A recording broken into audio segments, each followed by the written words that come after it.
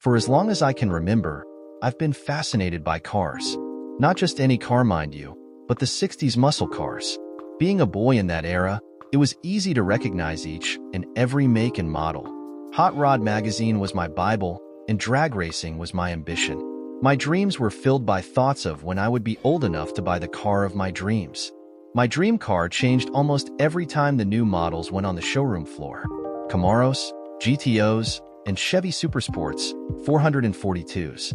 As I got older, the gas crunch put an end to the muscle car era. Detroit had stopped producing the high-horse-powered monsters and concentrated on more economical autos.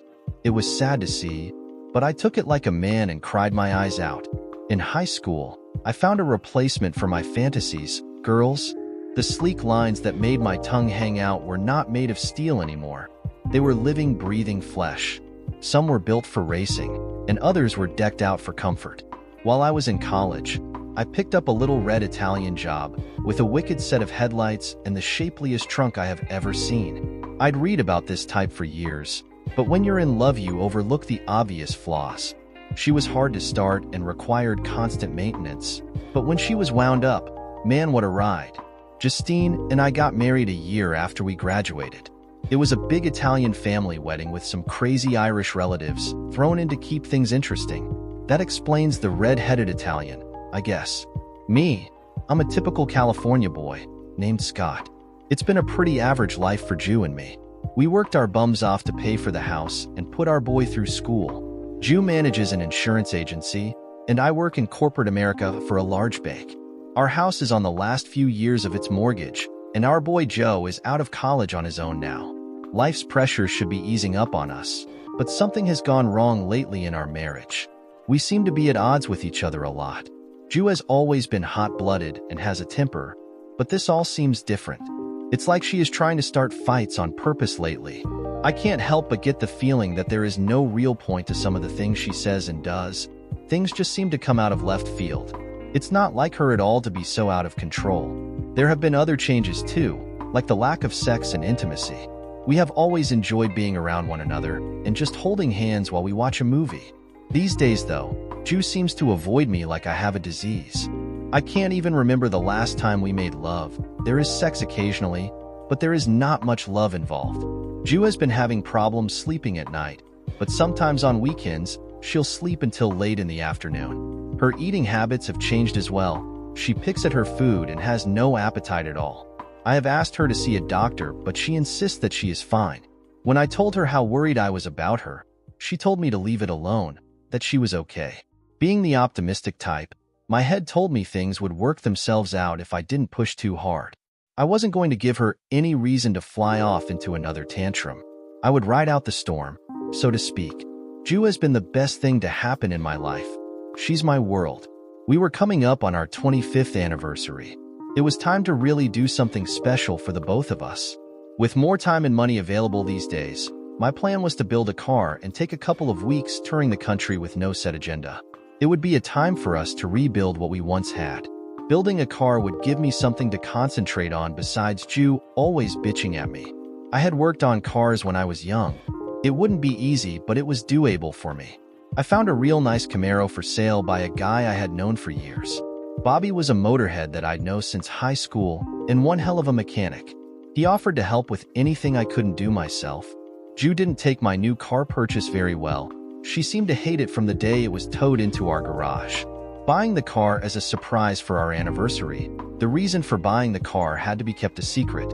She saw it as some kind of threat to her. I couldn't even begin to figure out why. She kept at me about wasting all of my time on that hunk of junk, as she called it. If you wanted a car, why don't you just buy one? She asked. Jew, that's not what this is about. It's not only a car, it's something I've wanted since I was a kid. What? Now you want to be a kid again? Is that what this is about? Some kind of midlife crisis or something? No, but why do you begrudge me this? It's something I want to do. Well, you spend all of your time out here these days, and this has to be costing a fortune. You mean like those $200 shoes that you have never even bothered to take out of the box? How about the $800 dress you've never worn? That's different and you know it. Why is that different? Did you come out here to start an argument? If you did, you're in the wrong place. Building this car makes me happy, and God knows, there's been precious little happiness around this house for the last few months. So just what the hell do you mean by that? You know exactly what I mean. I can't do anything these days that pleases you. If anybody should be confused, it's me. I want to know where the woman I married went, and who is that bitch living in our house now? Am I really that bad? To be honest, yes. I barely know who you are anymore. You're always getting mad for no good reason, and you have begun treat me like you hate me, answering her with a sigh. Her face softened. Scotty, I'm sorry. I don't mean to treat you this way. Well, I don't know why I'm doing it, she said with a whimper. Baby, I'm not saying these things to hurt you. I love you with all of my heart, but do you think maybe we should see someone and get some help? The look in her eyes told me I had probably gone too far. Scott, I'm not crazy. I'll be fine. She kissed me on the cheek and walked back in the house. I knew now that there were bad times to come.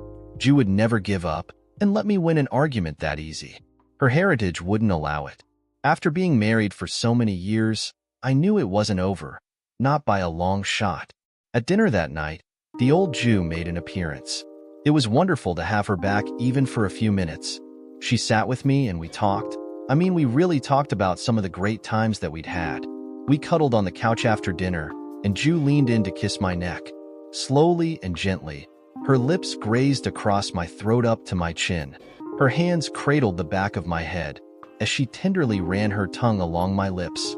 Justine gripped the hair on the back of my head and pulled my mouth to hers. Her tongue pushed past my lips with need. The force surprised me. I returned the kiss with passion and ran my hands under her shirt to her jugs.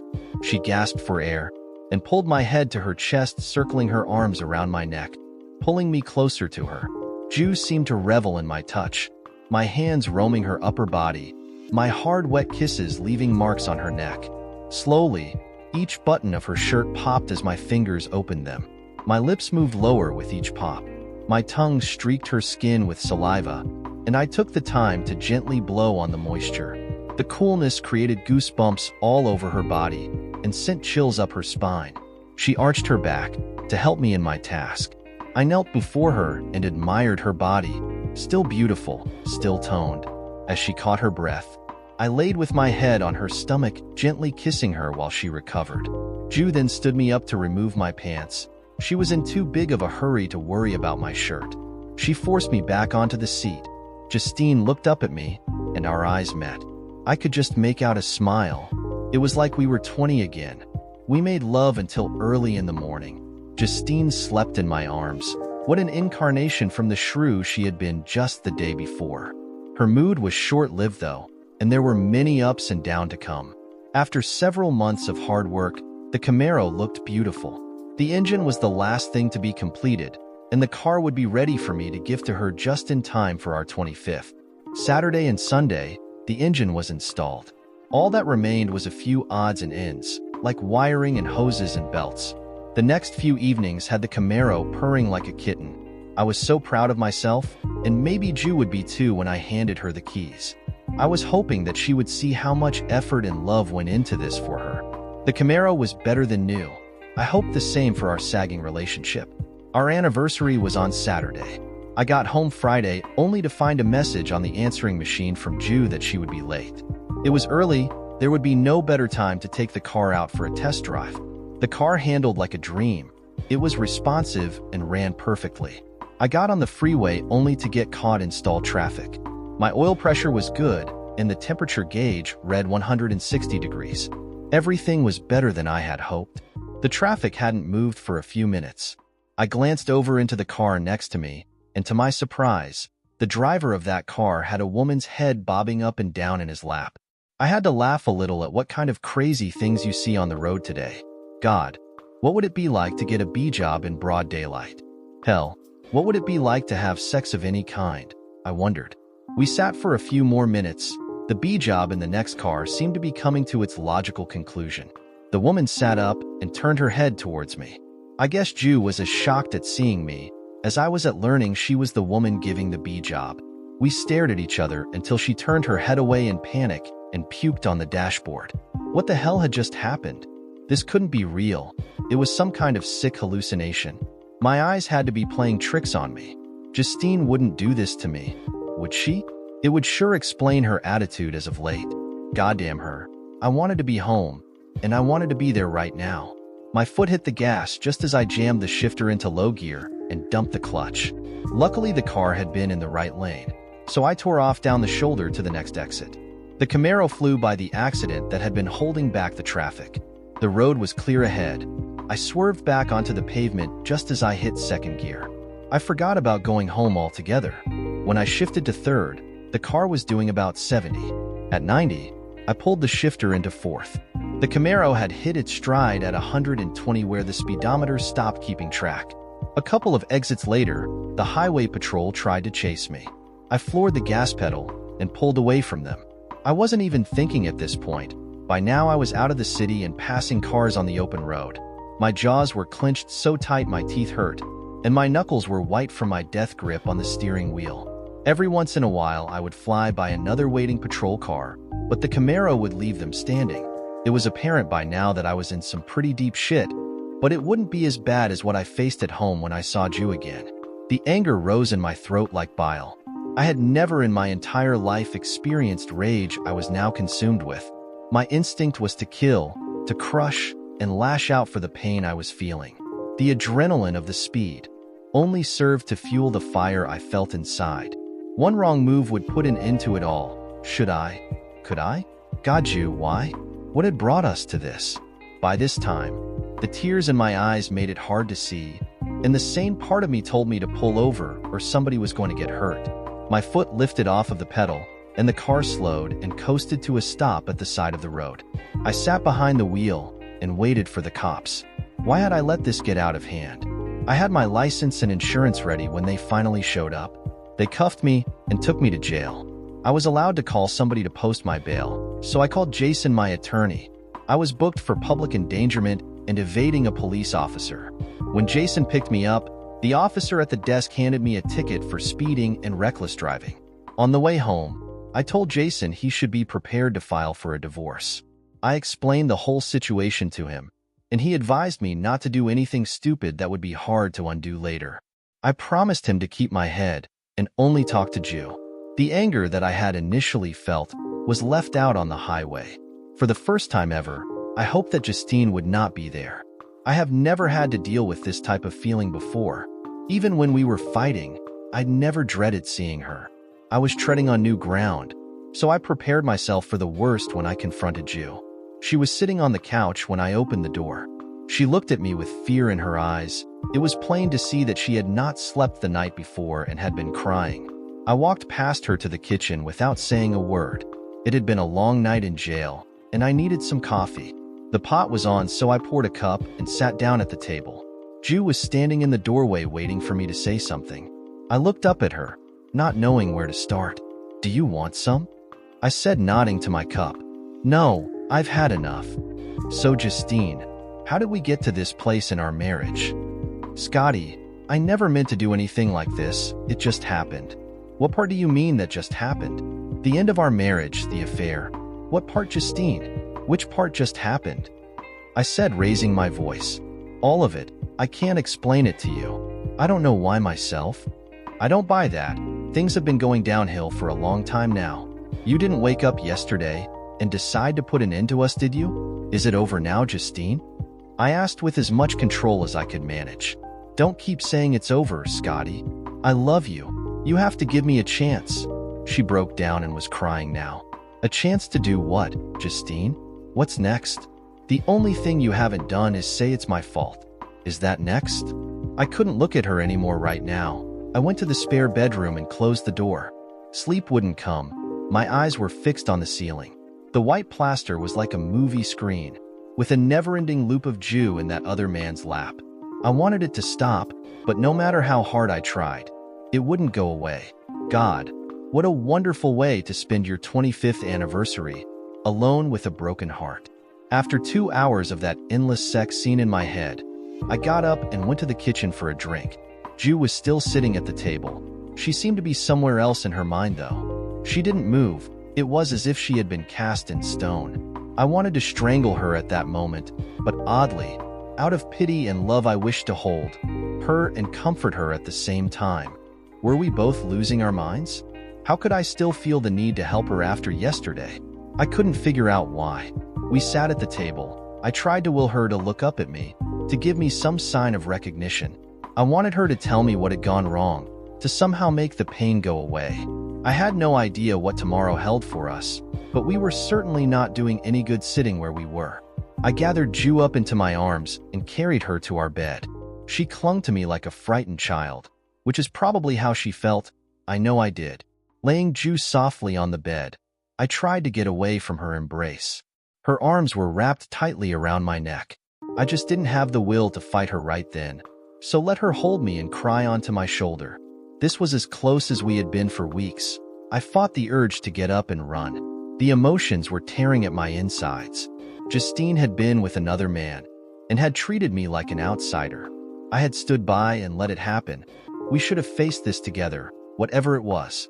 Why wouldn't she open up to me? Did she really not know why? The only clear thing in my mind was that we couldn't continue on this way. Whatever the outcome, anything would be better than living the same way we had for the last several months.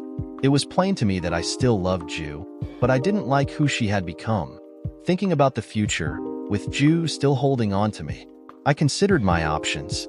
Divorce, that would be the surest route. Get out while you can, cut your losses, run for the hills. No, that wasn't the answer, at least until we got to the bottom of all this. I owed that to her, and I owed it to myself to be able to say I did all that was possible. We both deserved to know what went wrong after 24 years of happiness.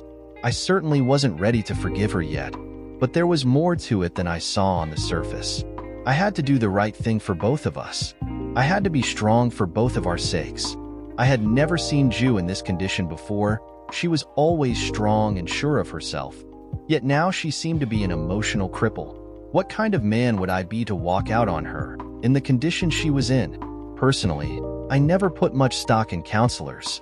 It was very hard for me to wrap my head around the idea of spilling my guts on the floor in front of a stranger.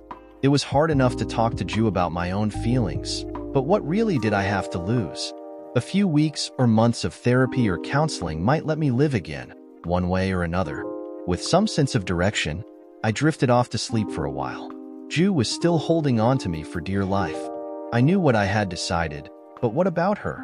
What does Ju want to do? Will she accept what I had chosen? She had totally rejected the idea the last time that I had mentioned it. I was pretty sure that it was the end for us if she wouldn't go with me on this. It was actually very easy. Justine came to me with essentially the same plan. Scotty, I can't even begin to tell you how sorry I am. I don't know what possessed me to treat you so badly. I know I don't deserve you, but I need your help more now than ever.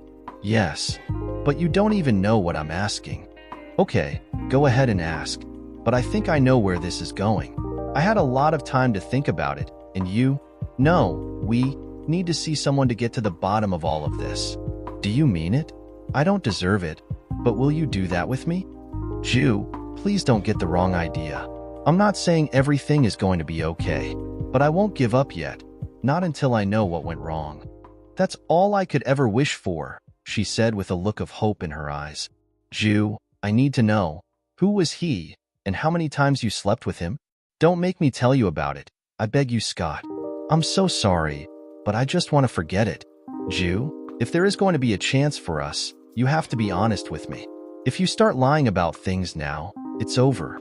Scotty, please, you've already been to jail because of me once. I won't lie to you, but I don't want you to get into any more trouble. Justine, this isn't an option. Tell me, I was humiliated by that man. I don't even know if I will do anything, but I have to know. It was my boss. He talked me into going to a hotel with him, and the only thing that happened, well, you saw that. If you say anything to him, I'll lose my job.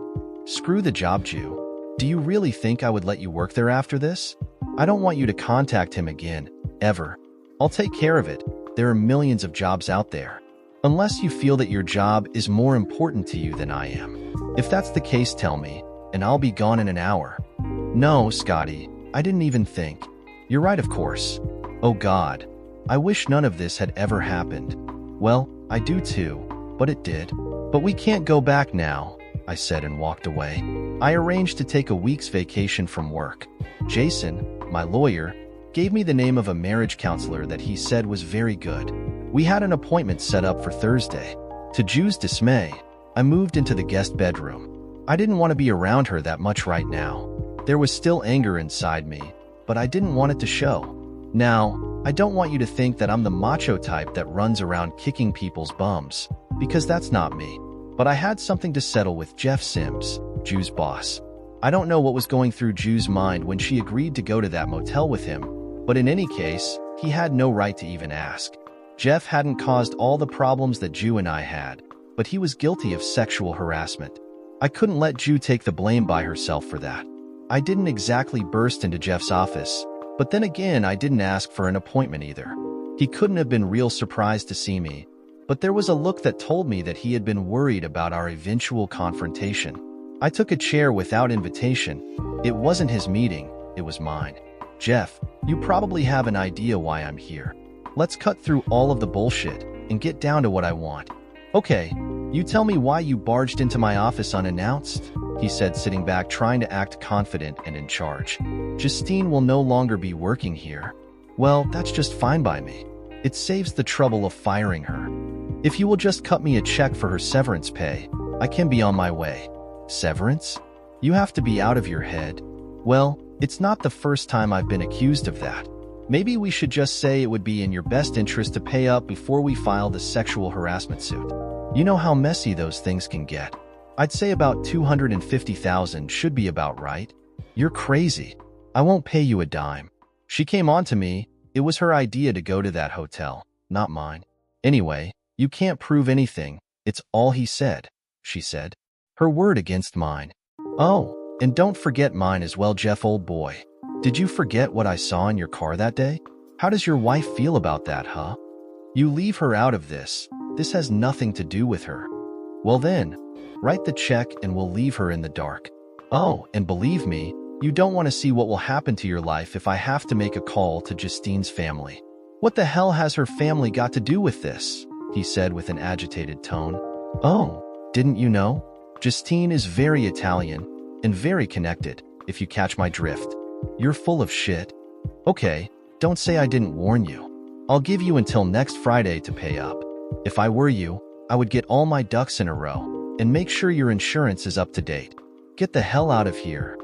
That went pretty well, I thought to myself. As I left Jeff's office, I pulled out my cell phone and dialed Ju's brother Mario.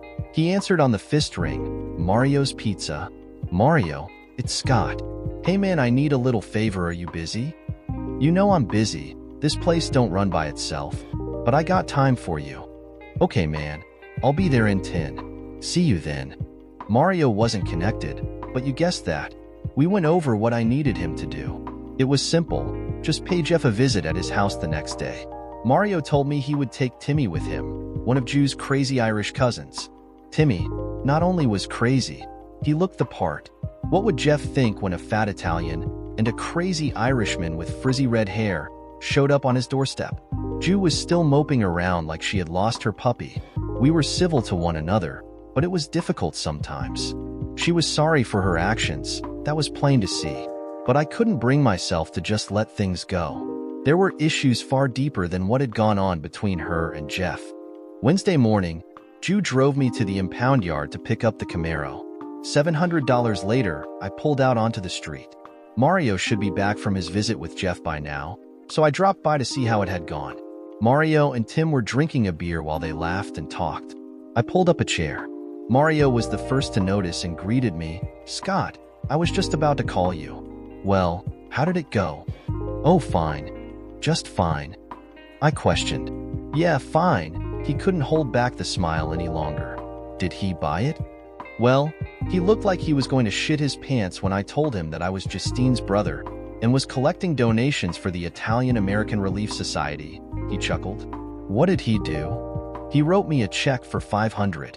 You're shitting me? Nope. Show him the check, Timmy. Tim pulled a folded check out and grinned. Mario got up to get some more beer. I'll bet Jeff got one look at these guys and became a believer. Mario asked me what to do with the check, so I told him to get Timmy a haircut. Ju was filling out the pre-interview questionnaire for our meeting the next day with the marriage counselor. I poured us both a Coke and sat down with her. Without saying a word, Ju pushed some papers toward me and smiled. We worked in silence for an hour. She looked into my eyes and whispered, "Thank you, Scott." "For what?" "For everything," she said softly as she rose and went off to bed. Thankful that she had chosen to leave it at that, I climbed the stairs for bed myself. She could have seduced me so easily just then. In a weak moment, I would have made love to her if she had wanted me. She chose not to use that tact on me, and I was grateful. We both needed to trust each other, now more than ever. The counselor's name was Ed. He was a big burly bear of a man. With his white hair and beard, he reminded me of a plus-size Santa Claus. I hoped that I didn't have to sit on his lap. Ju was nervous, but Ed put her at ease pretty quickly. Ed greeted us and told us to keep things as casual as we felt comfortable with. So, before we get into why you're here today, I want to tell you both what I expect from you. The most important thing is the truth. Don't either of you try to dress things up to protect the other's feelings. If we are to get to the root issues, the brutal truth must be revealed. Secondly, to avoid confrontation, please try not to interrupt. You will have your chance to speak. Please just listen, and we will get to your feelings when the other is through talking. And lastly, don't expect miracles. This could take some time. Be patient. Now, Justine, tell me, what do you want from our meeting? I want my life back. I want Scott to love me again, she said, holding back the tears. Okay, fair enough, Scott. How about you? Well, I want to know what happened to cause Justine to act so differently in the last 6 months. She is not the same woman that I have lived with for most of my life. That's a pretty realistic expectation, Scott. But how do you see this resolving at the end of our sessions? Well, it depends on how this all comes out, I suppose. I'm not going to blow smoke. I don't know right now. Okay, Scott, I've studied both of your profiles, but I want you to tell me if you are committed to try to work out the problems in your marriage, or are you using this forum to resolve your own fears and doubts? Do you want your marriage to work? Just what the hell are you saying? That I'm not here for the right reasons? No, Scott, not at all. From what I have read, Justine wants to fix a broken marriage. On the other hand, what I get from you so far is that you want to know why it broke in the first place. You don't indicate anything about fixing things after you get what you want. Yeah, that was a slap in the face. Justine talked most of the session. She told Ed about her work stress and our home life. When she mentioned the lack of libido and her insomnia, Ed started taking some notes. I felt like an observer sometimes, like watching some sick television reality show. At the end of the session, Ed handed a sheet of paper to Ju. He wanted her to see a doctor that he had suggested. There were a list of tests for the doctor to run on her. It's hard for me to express how I felt about our first meeting with Ed. My normal self was becoming pessimistic. Ed's focus on my part angered me. What the hell did I do? This wasn't my fault. I hadn't broken my wedding vows. This was about Ju. She needed the help. I was there to support her. What the hell? Justine walked out of Ed's office with hope. I walked out with confusion. Ju was going to see a doctor. I was going to see a bartender. God damn it. I need a beer and some time alone. The first beer was good, but after spending the night in jail once this week, I packed it in and wheeled the Camaro out on the road. Driving calmed my nerves. I headed towards the mountains on the Tulane Road. The feeling from the car winding down the road was serene. The curves in the road didn't leave me with time to think. I was able to leave my troubles in the rear-view mirror. My troubles were behind me, at least until I got home. Justine was waiting for me. Scott, could we talk for a while? What now? I thought. Sure, I'm going to get a Coke. Would you like something? Thank you, no. She waited for me to return. I sat down and waited for her to start bitching. Scott, I was thinking about the session at Ed's. I'm scared, Scott. Ed asked you something today that I never even thought about. Please, Scotty, I need the truth. Are you going to leave me? Tears streaked her mascara as she asked. The truth? Justine, I can't even begin to answer that. A lot has happened to me this week. For that matter, the last 6 months. Some things I'll get past. Others may never go away. It's been one thing after another. I haven't had too much time to sort it out yet. Scotty, I love you. It may not have seemed like it lately, but please believe me, it's true. I'd like to tell you that I'll never hurt you again, but I can't. It's not that I want to do these things to you. They just happen. I know you don't understand what's going on. I don't either, she said, as she took my hands in hers. She paused and took a deep breath before continuing. I hate myself for hurting you. I would do anything to take it all back. There are no words to tell you how sorry I truly am. For Jeff, for the shitty way I've been treating you, for all of it. Every day I tell myself that it won't happen today. I didn't know what to say. My mouth was dry, and words had deserted me. I resisted the temptation to hold her in my arms. My brain told me that might send the wrong message. Justine knelt before me and held my hands to her cheek. Her voice was trembling as she spoke. Scott, no matter what you decide, I want for you to be happy. I won't ask you to forgive me. I can't. After the way I acted, I want more than anything to grow old at your side, but only if that's what you want. If you decide you need to leave to be happy, I'll understand. She left me sitting as she left the room. Hell, had she now resorted to psychological warfare? Well, it was working. I was moved almost to tears by what she had told me. She was sincere. You don't live with someone as long as we had, without knowing the plain, honest truth. As if I didn't have enough on my mind already, my brain was in overload now. I went to work the next week, but for all I got accomplished, I may have well have stayed home. Ju and I met with Ed again on Thursday. He had Justine's test results back from the doctor. Ed said to both of us, after our meeting last week, I had hunch about what we were looking at. The test results confirm it. Justine has a condition known as bipolar disorder. It's also known as manic depression. The good news is that it is very treatable with medication and therapy. Justine will have to see a psychiatrist for a period of time to work on some of her inner struggles. The medication will take a while to take effect, a week perhaps, maybe up to a month. Now, do you have any questions? We both asked a lot of questions. Ju's symptoms were all pretty much in line with her condition. Everything fit like the pieces in a puzzle. All except one thing, I just couldn't buy it. The things I had been put through over the last half a year. All made better by a pill? No way. Ed sensed my defensiveness. Scott, you seem to be having a hard time taking this all in. I was shook from my thoughts as he spoke directly to me. Well, yeah. It's not clear. I guess I see things in a black and white world. This all seems to let Justine off the hook for everything. You haven't had to live with her. The mood swings, the attacks on me and her affair. Let's not forget about that. Justine cut me off at that. Scott, it wasn't an affair. It was one time. Now I interrupted too. Yeah, one time. How many times would it have been if I hadn't caught you? Ed broke in. That's enough. We're not here to argue. Remember the rules. Scott, I want to talk to you alone next session. Justine will talk to her psychiatrist next week. I've taken the liberty to set up an appointment. Things were pretty quiet at home that night. Not surprising after our little spat today. Justine and I ate dinner in silence. She tried to act normally. I wasn't having any part of it. Was I just supposed to take this bullshit explanation and forget Ju's behavior? That's the rub I got today.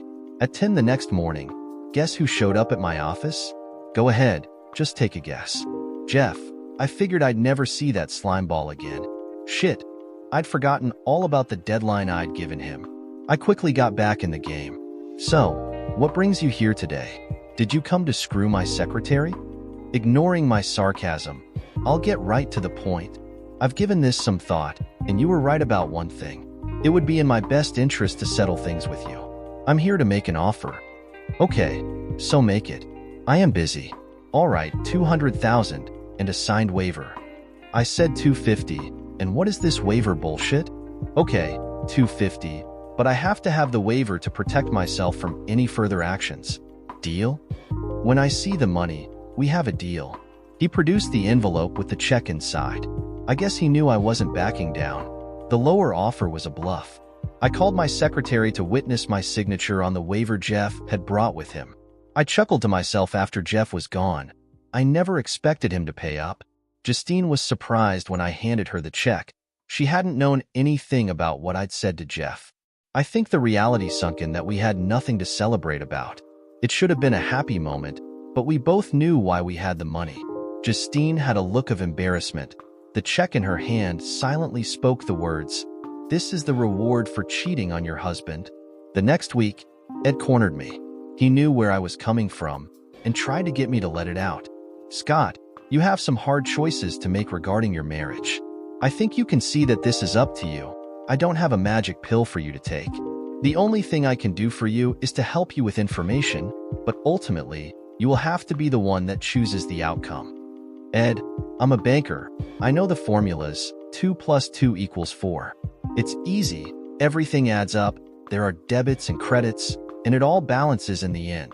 This medical thing makes no sense to me. Ed sat back in his chair and stroked his beard in thought. After a minute of me watching him, he finally spoke. Okay, the medical part one thing I can explain in terms that may make sense to you. The other things you are dealing with may take more time, but we'll try. First of all, Scott, I want you to imagine for a moment there are 2 different accounts that Justine uses for business. Are you with me so far? He asked and I nodded. Good. In these accounts, there should be equal amounts of money. Account 1 is the happy account, and account 2 is the sad account. When both the happy and sad are even, Justine is balanced and all is well. When either account is less than the other, Justine is manic or depressed respectively. Okay, Ed. So the medication manages her accounts for her? Exactly. It keeps her balanced. It's a lot more complex than that, but I think you get the picture without clouding the issue. We are dealing with 2 different behavior patterns, both caused by the same chemical imbalance. So, she doesn't really know. I mean, it's not her fault? No, not really. She isn't in control. She has no idea which mood will be in charge at any given time. What causes the imbalance? That's for the psychiatrist to find out. There are many things that can trigger it. When he gets to the base problem, he'll help her deal with it. Will she be the same again? Well, you have to define that term. Will she be well? I think so. The same as before? No, I don't think either of you will be the same. Your relationship has been traumatized, and there will be scars for a long time to come. I'm not saying they won't heal, but it won't happen overnight. I guess that's what I fear the most. I want what we had, not something new and unknown. Scott, you better get used to that idea. I'm afraid that whatever you choose to do, you'll be treading on new territory. If you choose divorce, you will be forced to start a new life on your own. Reconciliation will be much the same. You will be rebuilding your life, but Justine will be helping you. Ed, I just don't know how to forget the hurt. You may never be able to forget it completely, but the memories will fade. Scott, as a banker, do you lose all faith in a mutual fund when it drops a point or two? Or do you watch it closely and protect your investments? You have a huge investment in Justine. Don't make any snap judgments. I will be out of town next week, and I would like to see both of you in 2 weeks. Try to rationalize all of your problems. I think you can eliminate a lot of the things on your mind. It was time to get away. I needed time alone to sort out my feelings. It was too hard to think with you around me. I packed a few things into the Camaro and said goodbye to Justine. As I got into the car, I could see the pain in her face. Would this be the last time we parted as man and wife? I was off to Reno. No, not for a divorce. I'd wanted to go to the car show in Reno for years. Hot August nights brings in car enthusiasts from all over the country. Over 5,000 antique and muscle cars would be there, and my Camaro would be one of them. The city was covered with hot rods. I should be in heaven. People roamed the streets looking at the beautiful old cars. The thing that brought me down was, because most of them were couples. They were guys cruising with their best girls, and couples holding hands, remembering their younger days. I was suddenly sad that I had no one to share the experience with. Justine would have loved this. Saturday night, everyone in the city was partying, except me. I was sitting alone in my room feeling sorry for myself. I was about to call Ju, partly because I told her I would, and mostly because I was missing her. I don't know why, but I changed my mind. In an instant of self-pity, I left my room and went to the hotel bar. Have you ever wanted to be by yourself, but not alone? Does that make any sense to you? It was the way I felt that night. I was becoming a basket case. My world was crumbling before my eyes, and I couldn't seem to put my fingers on it to hold it together. I'd been telling myself for weeks, Scott, be strong. You can do this, it's just a phase in your life. But I wasn't certain any longer. I was drinking whiskey as fast as the bartender could serve it. Yeah, that's it, Scott. Jump in the bottle and drown yourself. Hell, I felt pathetic. a middle-aged man sitting at this ridiculous bar alone. Everyone else was having the time of their lives, but not me. A few minutes later, I found not everyone was enjoying themselves. Well, actually, she found me. I suppose that two people, in the same mood amongst all of this partying, we were bound to collide. She was every bit as drunk as me, which was next to unconscious. We mostly stared at each other for the better part of an hour. "So, what's your story?" she slurred. "I really don't want to talk about it.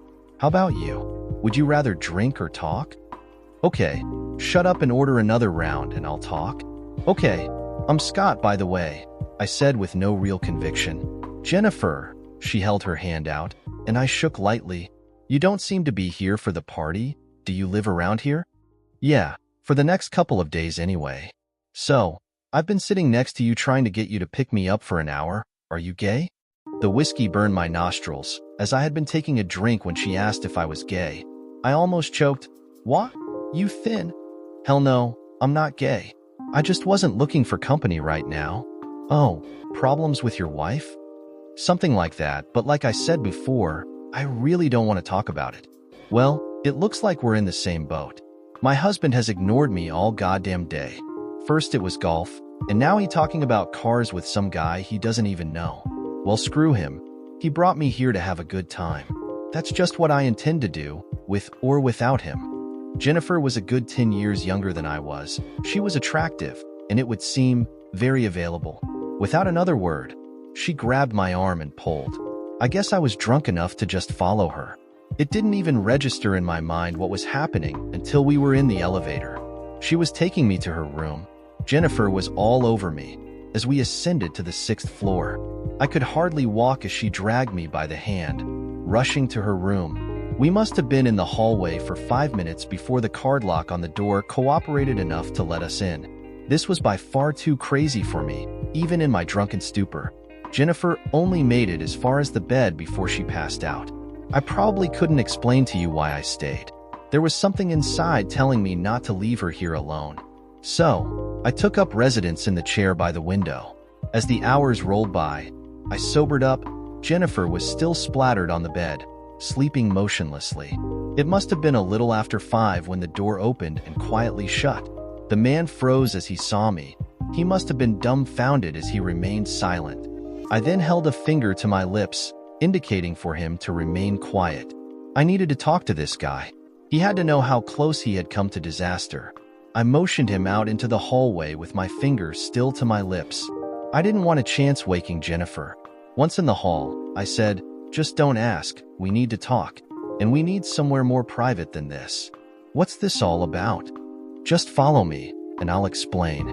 We proceeded to the 4th floor where my room was.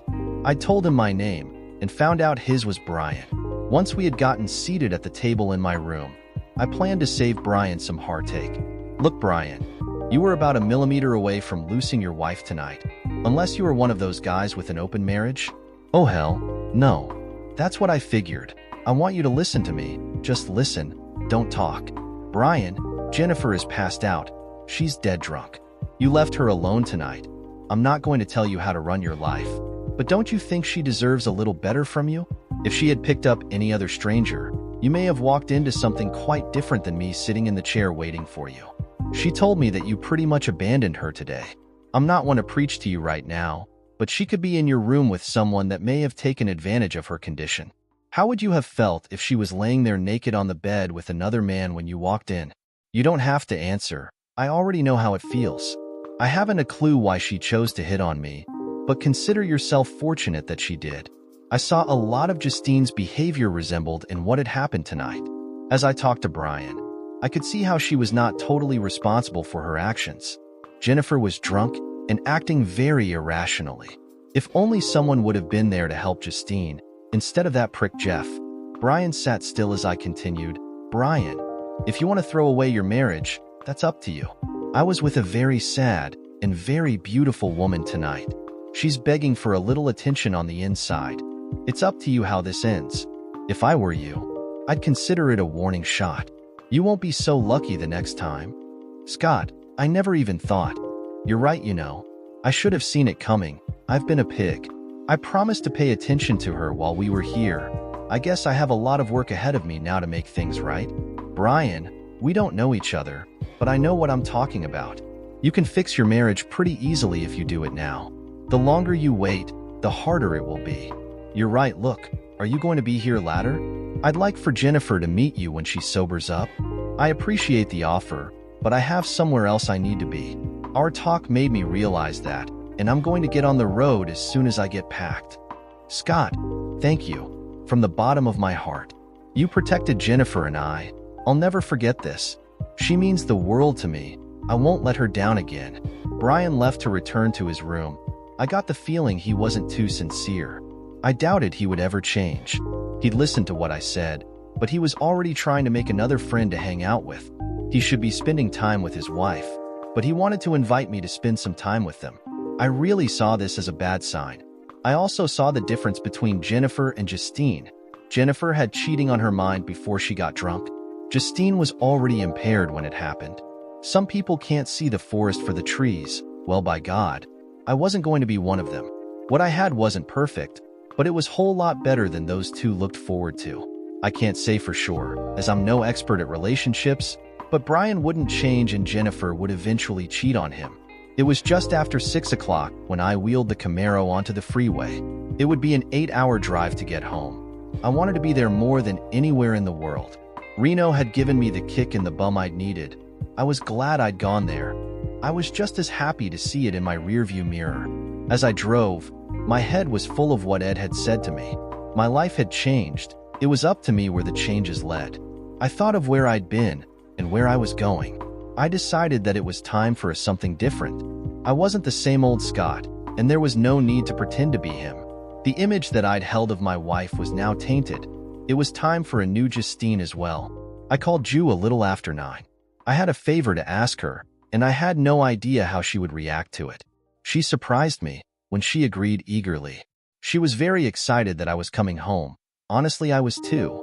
When I pulled into the garage, Justine ran out to meet me. She was sporting the favor I had asked for. Justine's short brunette hair looked gorgeous on her. It was the very first step on a long road ahead for us, but it was a step in the right direction. Ju wrapped her arms around me and kissed me until I couldn't breathe. God, it was good to be home again, and I'm not talking about our house. We walked into the house. Ju had her arm around my waist. She looked up and said, "I've missed you so much. What do you think? Is it too short?" She asked as she brushed the bangs from her eyes. "It's perfect. I love the way you look. You must be starved. Would you like a sandwich?" She asked as I sat at the kitchen table. "That would be great. I haven't eaten for a while." "Is turkey okay?" "Yeah, that's fine." "Ju, I have some things to ask you. I had a lot of time to think about us on the drive home." "I am listening." "I've decided to quit the bank." "Okay. Would you like some soup with your sandwich?" "Did you hear me?"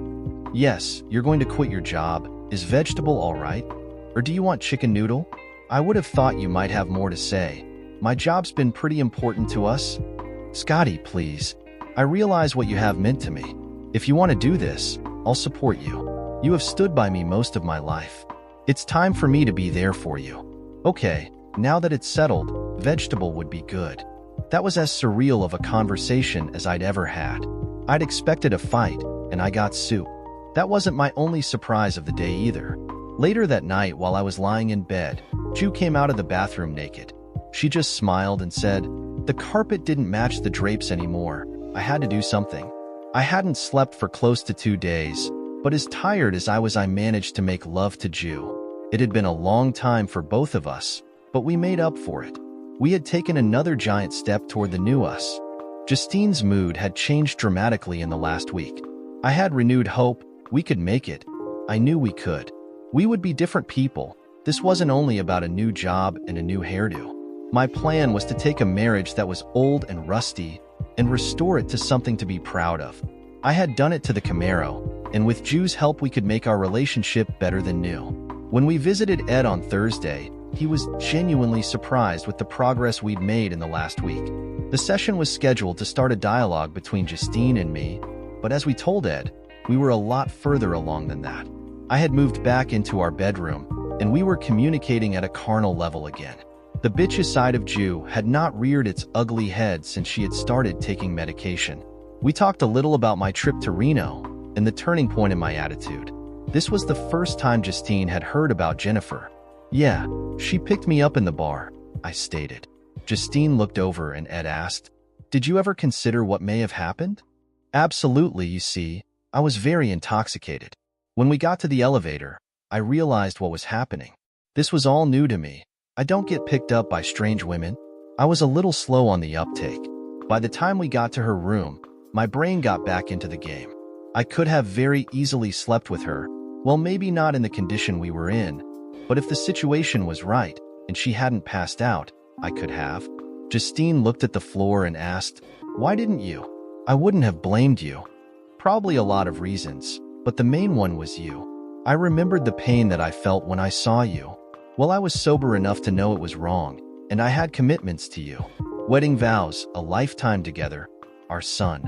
The promise to stand by you while you were trying to work through your problems, and I still loved you too much to hurt you."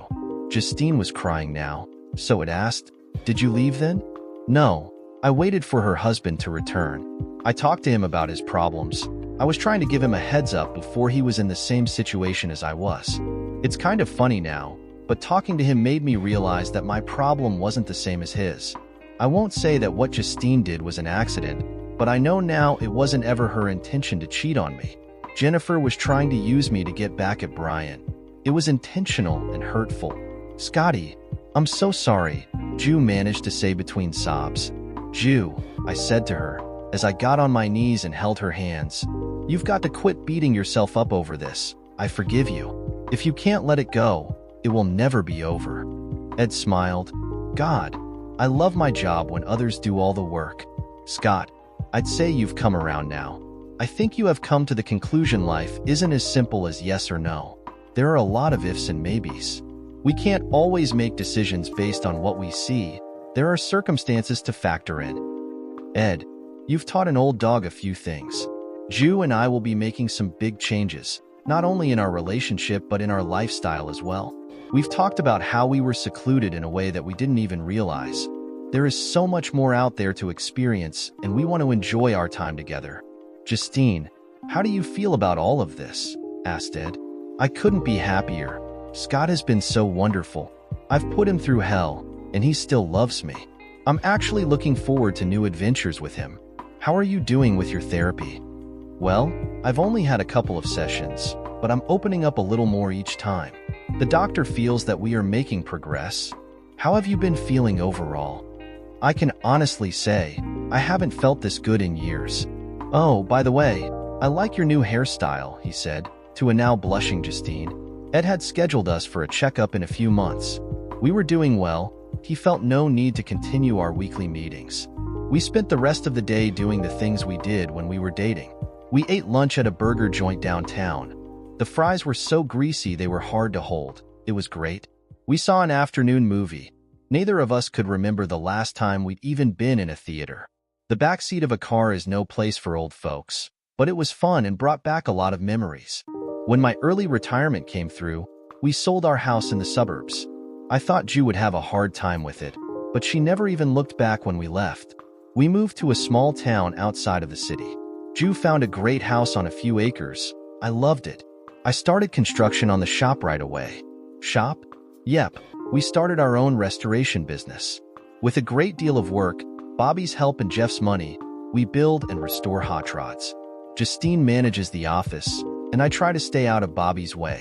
Well, I am the boss. Isn't that what they do? The shop is doing very well. It allows Ju and I to travel a lot. We look at cars all over the country for new ideas. Justine still sees her psychiatrist. There was a combination of unrelated events that contributed to her meltdown. She had been abused at an early age by a relative, and there were issues about a failed relationship in high school. Justine turning 40 a few years ago compounded these. And when our son moved across country, Justine's mind revolted. There is more to it, and probably more to come, but we accept it and know what to look for. If anyone cares, I went to court for my road rage. I paid a stiff fine and had my driving privileges revoked for 6 months. The judge must have been in a bad mood, but it could have been worse. You should have been there to see Justine trying to learn how to drive the stick shift in the Camaro. It was hilarious. She caught on pretty quick. I don't think I'll ever get to drive that car again. Ju tells me it's hers now, and I should build my own. I might get it done before I get my license back. I have my eye on a sharp 71 Barracuda. Was I too easy on Justine? Probably. Do I regret it? No, not one bit. She was worth the risk. I learned a lot in the last year. It wasn't all good either. There were times I wanted to give up and let it all dissolve. But today, I'm thankful that I didn't. Each day with Justine is more precious to me than gold. She isn't only my wife. She is my lover, my best friend, and my world. Anyway, I found if I would have done anything to hurt her, I probably would be sleeping with the fishes. Timmy would have had me whacked. Mario may not be connected, but Tim, now there's a different story altogether. Dear listeners, please share your thoughts in the comments section below, and don't forget to like, share, and subscribe.